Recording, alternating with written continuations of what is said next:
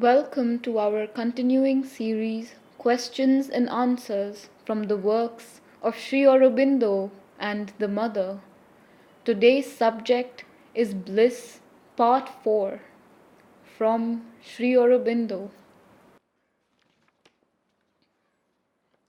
The ascent to the gnosis, the possession of something of the gnostic consciousness, must elevate the soul of man and sublimate his life in the world into a glory of light and power and bliss and infinity that can seem in comparison with the lame action and limited realizations of our present mental and physical existence, the very status and dynamis of a perfection final and absolute. The Upanishad tells us that after the knowledge self, above the mental is possessed, and all the lower selves have been drawn up into it, there is another and last step of all still left to us, though one might ask, is it eternally the last, or only the last practically conceivable, or at all necessary for us now? To take up our gnostic existence into the Bliss-Self, and there complete the spiritual self-discovery of the divine infinite. Ananda, a supreme bliss eternal, far other and higher in its character than the highest human joy or pleasure, is the essential and original nature of the spirit. In Ananda, our spirit will find its true self. In Ananda, its essential consciousness. In Ananda, the absolute power of its existence. The embodied soul's entry into this highest absolute, unlimited, unconditional bliss of the spirit is the infinite liberation and the infinite perfection.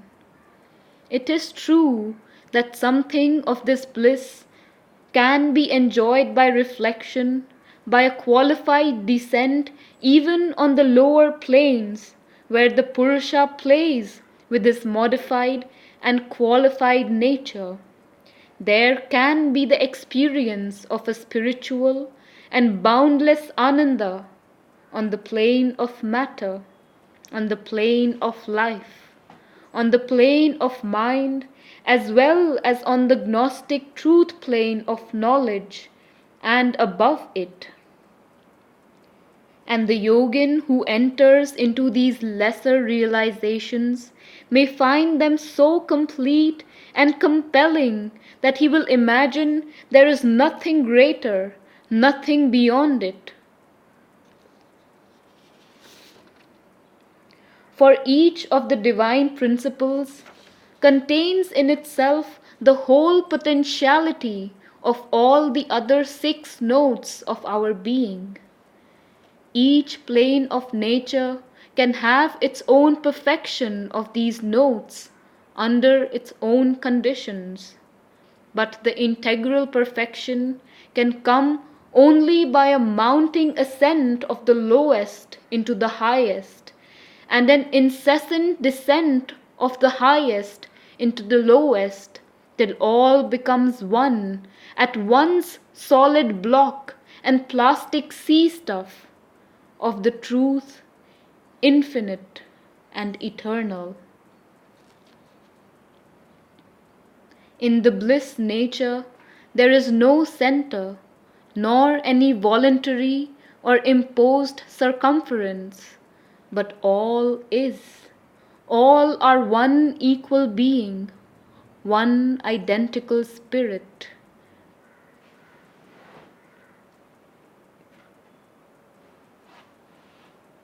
This soul finds and feels itself everywhere. It has no mansion, is aniketa, or has the all for its mansion, or, if it likes, it has all things for its many mansions open to each other forever. All other selves are entirely its own selves, in action as well as in essence. The joy of contact in diverse oneness becomes altogether the joy of absolute identity in innumerable oneness. Existence is no longer formulated in the terms of the knowledge, because the known and knowledge and the knower are wholly one self here. And since all possesses all in an intimate identity beyond the closest closeness, there is no need of what we call knowledge. All the consciousness is of the bliss of the infinite. All power is power of the bliss of the infinite. All forms and activities are forms and activities of the bliss of the infinite. In this absolute truth of its being, the eternal soul of Ananda lives, here deformed by contrary phenomena, there brought back and transfigured into their reality. The bliss soul is not bound to birth or to non-birth. It is not driven by desire of the knowledge or harassed by fear of the ignorance. The supreme bliss soul has already the knowledge and transcends all need of knowledge. Not limited in consciousness by the form and the act, it can play with the manifestation without being imbued with the ignorance. Already it is taking its part above in the mystery of an eternal manifestation, and here, when the time comes, it will descend into birth without giving the slave of ignorance chained to the revolutions of the wheel of nature.